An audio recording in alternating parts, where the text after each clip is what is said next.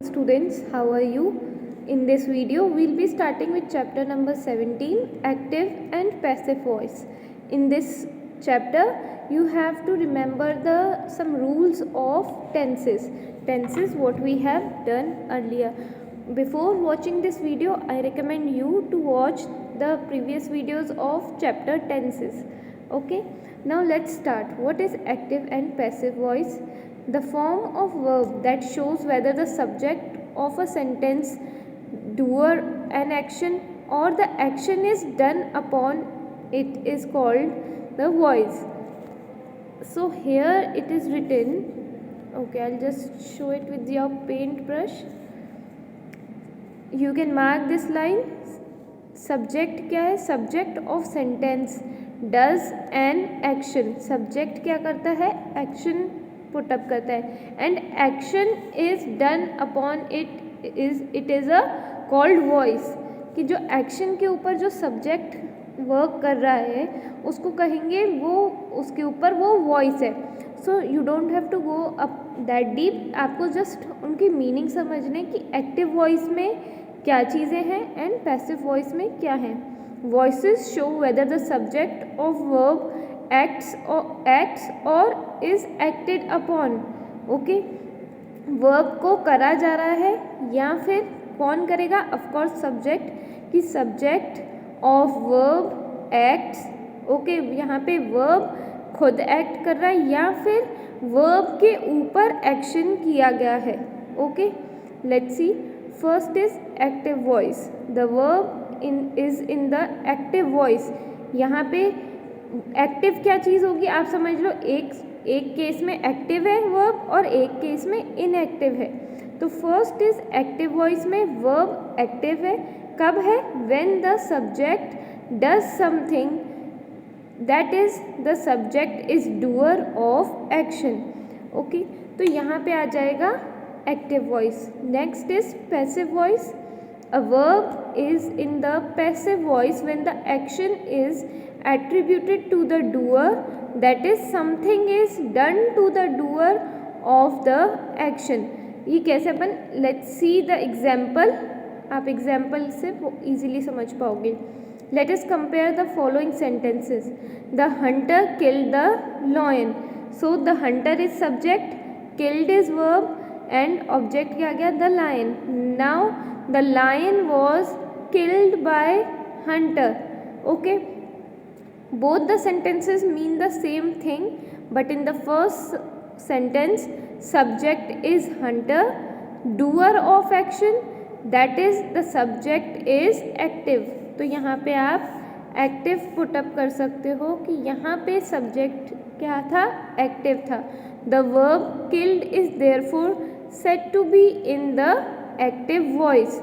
यहाँ पे vice versa होगा. जब आपका सब्जेक्ट एक्टिव होगा मीन्स जब आपका सब्जेक्ट एक वर्ब करता हुआ नजर आएगा और यू कैन से क्रिया करते हुआ नजर आएगा, in that case the verb is in active voice. Next let's see. In the second sentence the subject is tiger is the sufferer of the action. The subject is not active but passive. The verb was killed therefore said to be passive voice. Now here यहाँ पे passive voice क्यों है? क्योंकि यहाँ पे action का जो result है, यहाँ पे subject of course the lion subject है, sorry the tiger. ओके, यहाँ पे गलत लिखा हुआ है, आप यहाँ पे करेक्ट कर लेना. This is lion. ओके, तो lion क्या था? ऑफकोर्स सब्जेक्ट है बट एक्शन की वजह से उसके ऊपर रिजल्ट आ रहा है. So that is why it is passive voice. Okay, यहाँ पे टाइगर अगर एक्शन कोई करता, ओके, अगर टाइगर कहते कि टाइगर ने किसी और एनिमल को मारा है then it would be active voice. But यहाँ पे जो एक्शन है वो खुद लायन के ऊपर हुआ है, इसलिए ये आ गया यहाँ पे passive voice. Now let's see again the difference. आप बेसिकली एक्टिव वॉइस और पैसिव वॉइस में क्या मेन डिफरेंस देखोगे. Okay, active voice tell us what a person और thing does. The subject performs the action और you can say verb, action, verb, क्रिया for better understanding you can also write क्रिया word on the object. तो sentence में आप क्या देखोगे, subject plus verb plus object. Okay, next let's come to passive voice. Tell us what is done to someone or something, कि जो क्रिया है, जो वर्ब है, वो किसी के ऊपर किया गया है, जो जिसके ऊपर उसका रिजल्ट आ रहा है, उस एक्शन का रिजल्ट जिस पे आ रहा है, तो वो क्या होगा, the subject is being acted upon. जो ऑब्जेक्ट है यहाँ पे वो सिर्फ एक्ट करेगा कि वो सब्जेक्ट है। ओके, आप उस ऑब्जेक्ट को यहाँ पे सब्जेक्ट भी समझ सकते हो। Okay, but let's see, we'll be comparing example, then you will see कि कैसे सब्जेक्ट लास्ट में जाएगा और ऑब्जेक्ट फर्स्ट प्लेस ले लेगा। यहाँ पे ऑब्जेक्ट पहले है, next verb and subject last में है। एक्टिव में सब्जेक्ट पहले आएगा एंड ऑब्जेक्ट लास्ट में आएगा। एना पेंटेड द हाउस, तो Anna is subject, painted is verb, the house is object. Now let's see how it is change into passive voice. The house was painted by Anna. So object यहाँ पे पहले आ गया, the house was painted, verb by Anna, so it is a subject. The teacher always answers the students' question. The students' question are answered by the teacher. यहाँ पे आप verb के भी changes देखोगे, यहाँ पे आ जाएगा answer, answered. Okay, so okay, now last point, Ali posted the video online. The video was posted online by Ali. So here are the again difference. आप यहाँ पे कैसे डिफ्रेंशिएट कर सकते हो कि एक्टिव वॉइस क्या है या पैसिव वॉइस क्या है, या फिर ये सेंटेंस एक्टिव वॉइस का है या पैसिव वॉइस का है। सो फॉर योर रेफरेंस, यहाँ पे आपके लेफ्ट हैंड साइड में हिंदी में भी दी हुई है कि यहाँ पे प्रेजेंट इनडेफिनेट, प्रेजेंट इनडेफिनेट क्या था, प्रेजेंट में काम हो रहा है बट वो कब तक होगा, उसका रिजल्ट क्या है, अनसर्टन है, इसलिए इनडेफिनेट है ये। एक्टिव वॉइस के सेंटेंसेस में आप क्या देखोगे, does and do. Passive voice में is, am, are. Present continuous में जो चीज़ अभी पहले स्टार्ट हुई थी, पास्ट में अभी भी चल रही है, तो उसमें आएगा आई, एम, आर, और पैसिव वॉइस में आएगा I, am, are plus being. Okay, यहाँ पे आर के साथ बीइंग भी यूज़ होगा, तब आप इजीली पता कर सकते हो। कहीं पे आर बीइंग लिखा हुआ है, they have been, or you can say, if I'll take an example, okay, I'll show you example of are plus being का example. Next है present perfect में has, have, has been, have been. These are the rules which we have done in the tenses chapter. So these rules are same, you can read them, and by this you can easily know that this sentence is active from active voice or passive voice. See, यहाँ पे आपको जैसे मैंने बताया था कि अब आप एक्टिव वॉइस में अपन ने देखा था ई एस और एस आता है, तो सिंपल प्रेजेंट में एस या ई एस आ रहा था, तो बीट या बीट्स, अगेन सिंपल बीट आ जाएगा पास में। फ्यूचर में I shall beat, I will beat, तो यहाँ पे शैल एंड विल का use. Same in passive voice कि एम, इज और आर का यूज़ आ जाएगा, are beaten, and second third form of verb, was beaten, shall या विल बी बीटन। कंटिन्यूस में आप देखोगे same am, I, are. So I, am, I, are सारे प्रेजेंट में, दोनों में, चाहे वो सिंपल प्रेजेंट हो चाहे प्रेजेंट कंटिन्यूस हो, ये सेम रहेगा। लास्ट में इवन वर्ब भी सेम है, एंड फ्यूचर में यहाँ पे नॉट एप्लीकेबल लिखा हुआ है। Okay, next in perfect has and have beaten, दोनों का सेंटेंस में आप यूज़ कर सकते हो। By these examples you can frame sentences of your own, then you can compare it. Last में यहाँ पे इम्पॉर्टेंट है कि परफेक्ट कंटिन्यूस में यहाँ पे कैन, मे, मस्ट तीनों में आ जाएगा, चाहे वो प्रेजेंट की बात हो, फ्यूचर की बात हो या पास्ट की बात हो, प्लस एक्टिव वॉइस और पैसिव वॉइस में भी सेम रहेगा, सिर्फ यहाँ पे वर्ब चेंज होगा पैसिव वॉइस में। फर्स्ट एक्टिव वॉइस में बीट आएगा या एस यूज होगा, नेक्स्ट आ जाएगा आपकी वर्ब की another form that is beaten. So again this is the formula, I can just minimize it, आप यहाँ तो स्क्रीनशॉट ले सकते हैं और I share it to you. By this formulas you can easily recognize कि which sentence is from active voice and which is from passive voice। तो इसमें भी सेम वही चीज़ है कि shall, will, am, is, are, have, has, had कहाँ आएगा या had been साथ में कहाँ आएगा। तो आपको अगर ये याद हो गया तो आप easily recognize कर सकते हैं।